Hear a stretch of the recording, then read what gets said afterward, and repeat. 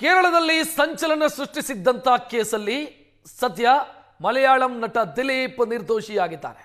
2017ರಲ್ಲಿ ಮಲಯಾಳಂ ನಟಿಯೊಬ್ಬರನ್ನ ಅಪಹರಿಸಿ gang rape ಮಾಡಿದಂತ ಆ ಕೇಸ್ ಏನಿದೆ, ಆ ಕೇಸ್ನಲ್ಲಿ ನಟ ದಿಲೀಪ್ ನಿರ್ದೋಷಿಯಾಗಿದ್ದಾರೆ. 6 ಮಂದಿ ಆರೋಪಿಗಳು ದೋಷಿಯಾಗಿದ್ದಾರೆ, ನಟ ದಿಲೀಪ್ ನಿರ್ದೋಷಿಯಾಗಿದ್ದಾರೆ. ಕೇರಳದ ಎರ್ನಾಕುಲಂ ಜಿಲ್ಲಾ ನ್ಯಾಯಾಲಯ ಮಹತ್ವದ ತೀರ್ಪನ್ನ ಇವತ್ತು ಪ್ರಕಟಿಸಿದೆ. ಇಡೀ ಕೇರಳದಲ್ಲಿ ದೊಡ್ಡ ಮಟ್ಟದ ಸಂಚಲನ ಸೃಷ್ಟಿಸಿದಂತ ಕೇಸ್ ಇದು. ದಿಲೀಪ್ ಅವರು ಈ ಕೇಸಲ್ಲಿ ಅರೆಸ್ಟ್ ಆಗಿದ್ರು. ಸದ್ಯ ಈ ಕೇಸಲ್ಲಿ ಅವರು ಅಕ್ವಿಟ್ ಆಗಿದ್ದಾರೆ. ದಿಲೀಪ್ ಅವರ ವಿರುದ್ಧದ ಆರೋಪವನ್ನು ಸಾಬೀತುಪಡಿಸೋದಕ್ಕೆ ಪ್ರಾಸಿಕ್ಯೂಷನ್ ವಿಫಲವಾಗಿದೆ. ಸಾಕ್ಷ್ಯಾಧಾರದ ಕೊರತೆಯ ಕಾರಣಕ್ಕಾಗಿ ದಿಲೀಪ್ ಅವರನ್ನ ನಿರ್ದೋಷಿ ಅಂತ ಕೋರ್ಟ್ ಘೋಷಿಸಿದೆ. ಫೆಬ್ರವರಿ 17, 2017ನೇ ಇಸವಿ ನಟಿಯೊಬ್ಬರನ್ನ ಅಪಹರಣ ಮಾಡಿ ಚಲಿಸೋ ಕಾರಲ್ಲಿ ಲೈಂಗಿಕ ದೌರ್ಜನ್ಯ ಕೊಡಲಾಗಿತ್ತು. ಈ ಕೇಸಿಗೆ ಸಂಬಂಧಿಸಿದಂತೆ ಹಲವು ಆರೋಪಿಗಳು ಅರೆಸ್ಟ್ ಆಗಿದ್ರು. ಪಲ್ಸರ್ ಸುನಿ ಎನ್ನುವಂತ ಪ್ರಮುಖ ಆರೋಪಿಯ ಜೊತೆಗೆ ಹಲವು ಮಂದಿ ಅರೆಸ್ಟ್ ಆಗಿದ್ರು. ಕೊನೆಗೆ ಜುಲೈ 10ನೇ ತಾರೀಕು ಈ ಕೇಸಿನ ಷಡ್ಯಂತ್ರದ ಕಾರಣಕ್ಕಾಗಿ ಅಥವಾ ಈ ಪ್ರಕರಣದಲ್ಲಿ ಷಡ್ಯಂತ್ರದ ಕಾರಣಕ್ಕಾಗಿ ದಿಲೀಪ್ ಅವರನ್ನ ಕೂಡ ಅರೆಸ್ಟ್ ಮಾಡಲಾಗಿತ್ತು. 85 ದಿನಗಳ ಕಾಲ ಜೈಲಲ್ಲಿದ್ರು. ಆನಂತರ ಬೇಲ್ ಪಡ್ಕೊಂಡು ಆಚೆ ಬಂದಿದ್ರು. ಈ ಕೇಸ್ನ ಟ್ರಯಲ್ ನಡೆದಿದೆ. ಟ್ರಯಲ್ ನಡೆದು ಸದ್ಯ ದಿಲೀಪ್ ಅವರು ನಿರ್ದೋಷಿ ಅನ್ನೋದು ಸಾಬೀತಾಗಿದೆ. ರೇಪ್ ಕೇಸಲ್ಲಿ ಸಾಕ್ಷ್ಯಾಧಾರದ ಕೊರತೆಯ ಕಾರಣಕ್ಕಾಗಿ ದಿಲೀಪ್ ಖುಲಾಸೆ ಹೊಂದಿದ್ದಾರೆ. ಇನ್ನು ಅವರು ಪ್ರತಿಕ್ರಿಯಿಸಿದ್ದಾರೆ. ನನ್ನ ವಿರುದ್ಧ ಪಿತೂರಿ ಮಾಡಿ ನನ್ನ ವೃತ್ತಿ ಜೀವನವನ್ನು ನಾಶ ಮಾಡಲಾಗಿದೆ. ಇದು ಸತ್ಯಕ್ಕೆ ಸಂದ ಜಯ ಅಂತ ಮಲಯಾಳಂ ನಟ ದಿಲೀಪ್ ಮಾತನಾಡಿದ್ದಾರೆ. ನನಗಾಗಿ ಪ್ರಾರ್ಥಿಸಿದ ಅಭಿಮಾನಿಗಳಿಗೆ ನಾನು ಎಂದೂ ಚಿರಋಣಿಯಾಗಿರ್ತೀನಿ ಅಂತ ಅವರು ಪ್ರತಿಕ್ರಿಯಿಸಿದ್ದಾರೆ. ಈ ತೀರ್ಪು ಪ್ರಕಟವಾದ ಬೆನ್ನಿಗೆ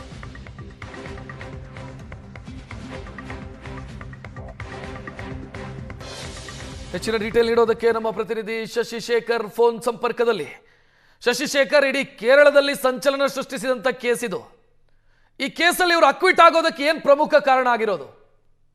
ರಕ್ಷತ್, ಕೇರಳ ಅಷ್ಟೇ ಅಲ್ಲ, ದೇಶಾದ್ಯಂತ ಸಂಚಲನ ಸೃಷ್ಟಿಸಿದಂತಹ ಪ್ರಕರಣ ಇದು. 2017 ಫೆಬ್ರವರಿ 17ನೇ ತಾರೀಕು ಕೇರಳದ ಕೊಚ್ಚಿಯ ಹೊರವಲಯದಲ್ಲಿ ನಡೆದಂತಹ ಪ್ರಕರಣ ಇದು.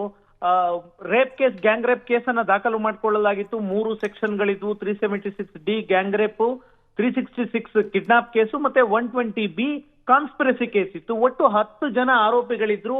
10 ಜನ ಅಂದ್ರೆ ದೋಷಿಗಳು ಅಂತ ಎರ್ನಾಕುಲಂನ ಕೋರ್ಟ್ ಆದೇಶ ಮಾಡಿದೆ.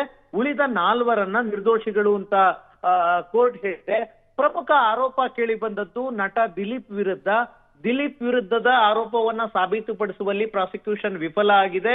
ದಿಲೀಪ್ ವಿರುದ್ಧ ಯಾವುದೇ ಸಾಕ್ಷ್ಯಾಧಾರ ಇಲ್ಲ ಈ ಅತ್ಯಾಚಾರ ಪ್ರಕರಣದಲ್ಲಿ ಭಾಗಿಯಾಗಿರೋದಕ್ಕೆ ಅಂತ. ಒಂದು, ದಿಲೀಪ್ ಘಟನೆ ನಡೆದಂತಹ ಸ್ಥಳದಲ್ಲಿ ಇರಲಿಲ್ಲ ಅನ್ನೋದು ಒಂದು ಆರೋಪ. ಹಾಗಾಗಿ ಅವ್ರ ಮೇಲೆ ಗ್ಯಾಂಗ್ ರೇಪ್ ನ ಆರೋಪವೇ ಬರೋದಿಲ್ಲ ಅಂತ.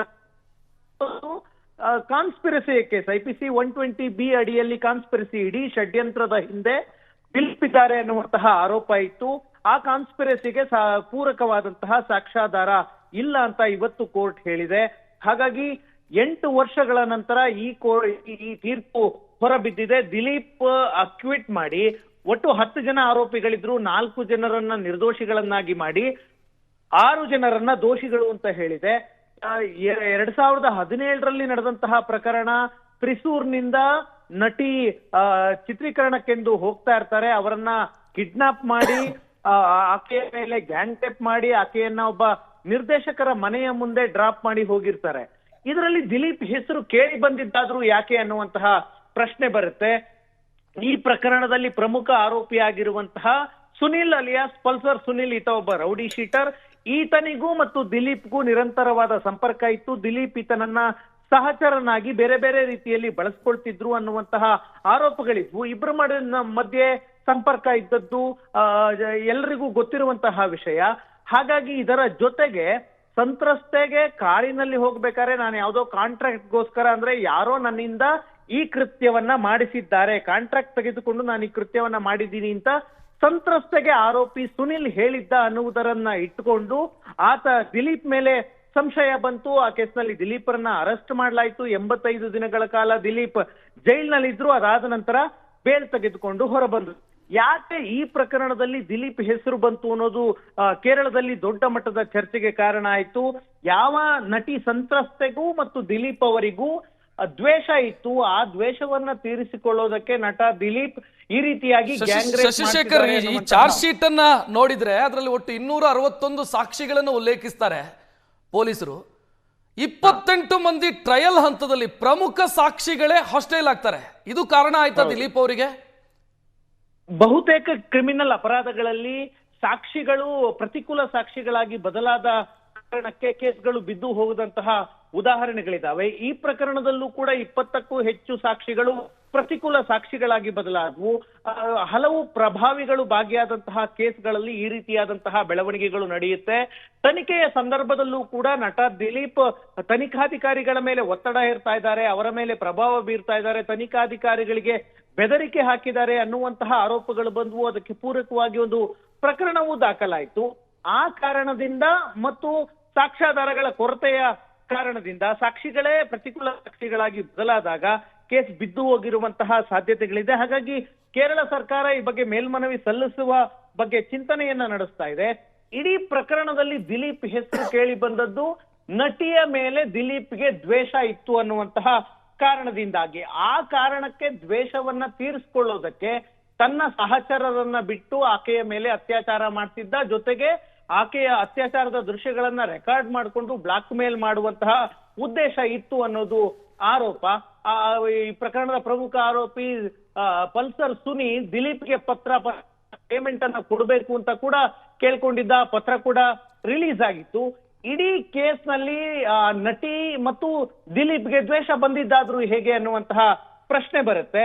ದಿಲೀಪ್ ಪತ್ನಿ ಮಂಜು ವಾರಿಯರ್ 2012ರಲ್ಲಿ ಮಂಜು ವಾರಿಯರ್ ಜೊತೆ ದಿಲೀಪ್ ಮದುವೆ ಆಗಿದ್ರು. ಆದ್ರೆ ದಿಲೀಪ್ಗೆ ಮತ್ತೊಬ್ಬ ನಟಿ ಕಾವ್ಯ ಮಾಧವನ್ ಅನ್ನುವಂತಹ ನಟಿಯ ಜೊತೆಗೆ ಅಫೇರ್ ಇತ್ತು ಅನ್ನುವಂತಹ ಚರ್ಚೆ ಆಗ್ತಾ ಇತ್ತು. ಇಂತಹ ಸಂದರ್ಭದಲ್ಲಿ ದಿಲೀಪ್ ಪತ್ನಿ ಮಂಜು ವಾರಿಯರ್ ಈ ಕೇಸ್ನ ಅತ್ಯಾಚಾರ ಸಂತ್ರಸ್ತೆ ಏನಿದ್ದಾರೆ ಅವರ ಬಳಿ ಈ ಅಫೇರ್ ಬಗ್ಗೆ ಮಾಹಿತಿಯನ್ನ ಪಡೆದುಕೊಂಡಿದ್ರು. ಅದಾದ ನಂತರ 2015ರಲ್ಲಿ ಡಿವೋರ್ಸೇ ಆಗುತ್ತೆ. ಅಂದ್ರೆ ತನ್ನ ಜೊತೆಯಲ್ಲಿದ್ದಂತಹ ನಟಿ ತನ್ನ ಕುಟುಂಬದ ವಿಷಯವನ್ನ, ತನ್ನ ಅಫೇರ್ ವಿಷಯವನ್ನ ತನ್ನ ಪತ್ನಿಗೆ ಹೇಳಿದ್ರು ಅನ್ನುವ ಕಾರಣಕ್ಕೆ ಆ ದ್ವೇಷದಿಂದ ಇದೊಂದು ಅತ್ಯಾಚಾರವನ್ನ ಮಾಡಿಸಿದ್ರು ಅನ್ನೋದನ್ನ ಚಾರ್ಜ್ ಶೀಟ್ ಅಲ್ಲೂ ಕೂಡ ಉಲ್ಲೇಖ ಆಗಿತ್ತು. ಆದ್ರೆ ಇವತ್ತು ಕೋರ್ಟ್ ಆರೋಪಕ್ಕೆ ಸಾಕ್ಷಿ ಇಲ್ಲ ಅನ್ನುವಂತಹ ತೀರ್ಪನ್ನ ಕೊಟ್ಟಿದೆ. ಕೇರಳದ ಸರ್ಕಾರ ಮೇಲ್ಮನವಿಯನ್ನ ಹೈಕೋರ್ಟ್ ನಲ್ಲಿ ಸಲ್ಲಿಸುವ ಸಾಧ್ಯತೆ ಇದೆ. ರಕ್ಷಣ್, ಥ್ಯಾಂಕ್ ಯು ಶಶಿಶೇಖರ್ ಮಾಹಿತಿಗೆ.